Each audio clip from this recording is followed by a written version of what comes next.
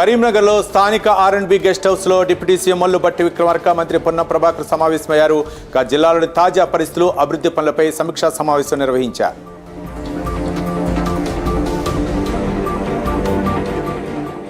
ప్రధాని మోదీ నాయకత్వంలో భారతదేశం అన్ని రంగాల్లో అభివృద్ధి దిశగా ముందుకెళ్తుందన్నారు ఎంపీ నగేష్. ప్రధానిగా మోదీ 12 ఏళ్లు పూర్తి చేసుకుని చరిత్ర సృష్టించారన్నారు. రాష్ట్రంతో పాటు జిల్లా అభివృద్ధికి కేంద్రం ప్రత్యేక నిధులు కేటాయిస్తుందన్నారు ఎంపీ నగేష్.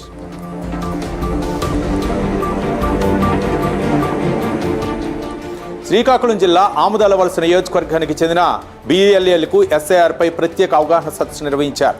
ఈ కార్యక్రమానికి ఎమ్మెల్యే కోన రవికుమార్ పాల్గొని ఏజెంట్లకు పలు సూచనలు చేశారు.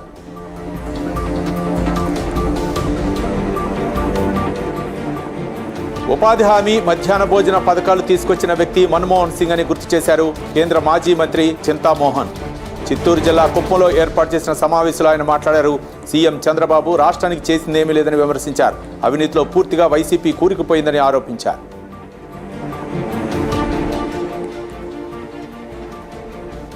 శ్రీకాకుళం జిల్లా కొత్త రోడ్లోని ఆర్మీ క్యాంటీన్ సమీపంలో చలివేంద్రం, మజ్జిగ పంపిణీ కార్యక్రమం నిర్వహించారు. దేశ సైనికుల జన్మనిచ్చిన తల్లిదండ్రులకు పాదాభివందనం చేయాలన్నారు. శ్రీకాకుళం నగర మున్సిపల్ కమిషనర్ హనుమంతు కోర్మారావు.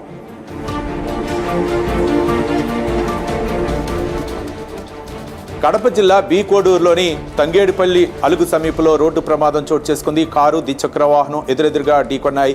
ఈ ప్రమాదంలో 3 వ్యక్తులకు తీవ్ర గాయాలయ్యాయి.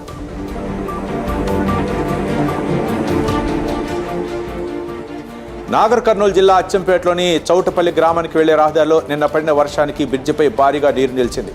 వాగులు ప్రవహిస్తుండటంతో రాకపోకలకు అంతరాయం ఏర్పడింది. దీంతో ప్రయాణికులు తీవ్ర ఇబ్బందులు పడుతున్నారు.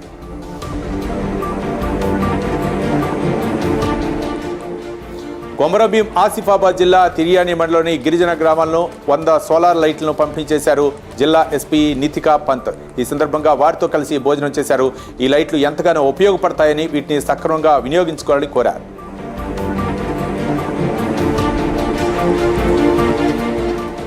నల్గొండ జిల్లా మిర్యాలగూడ పట్టణంలో under ground drainage, water tank నిర్మాణ పనులు ఎమ్మెల్యే బత్తుల లక్ష్మారెడ్డి క్షేత్రస్థాయిలో పరిశీలించారు. అమృత్ 2.0 పనులను వేగంగా పూర్తి చేయాలని కాంట్రాక్టులను ఆదేశించారు.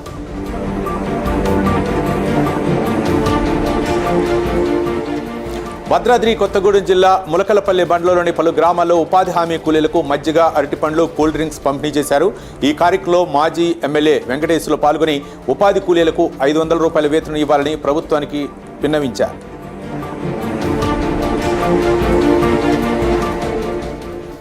తెలంగాణ ప్రజల దీవెనలతో సీఎం రేవంత్ రెడ్డి రెండోసారి కూడా ముఖ్యమంత్రి అవుతారని TPC general secretary Chanagani Dayakar ధీమా వ్యక్తం చేశారు. బోగస్ సర్వేలను ఎవరూ నమ్మరని, దీని వెనుక కేటీఆర్ హస్తం ఉందని ఆయన ఆరోపించారు.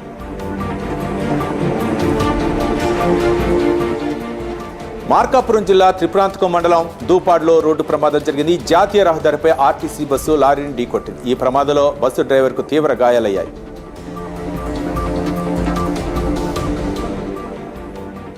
ప్రకాశం జిల్లా బిర్లకురువ మండలం ఎస్ఆల్ గుడిపాడు వద్ద రోడ్డు ప్రమాదం చోటు చేసుకుంది. హైదరాబాద్ నుండి ఒంగోలుకు వెళ్తున్న సిమెంట్ లారీ గుడిపాడు సమీపంలో నామ్ రహదారిపై బోల్తా పడింది. ఈ ప్రమాదంలో ఎవరికీ ఎలాంటి ప్రమాదం జరగలేదు.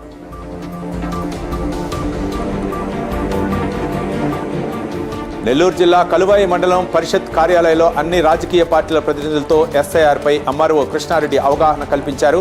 ప్రతి ఇంటికి BLOలు వెళ్లి ఓటర్ల వివరాలను ధృవీకరిస్తారని, ప్రజలు సహకరించాలని కోరారు.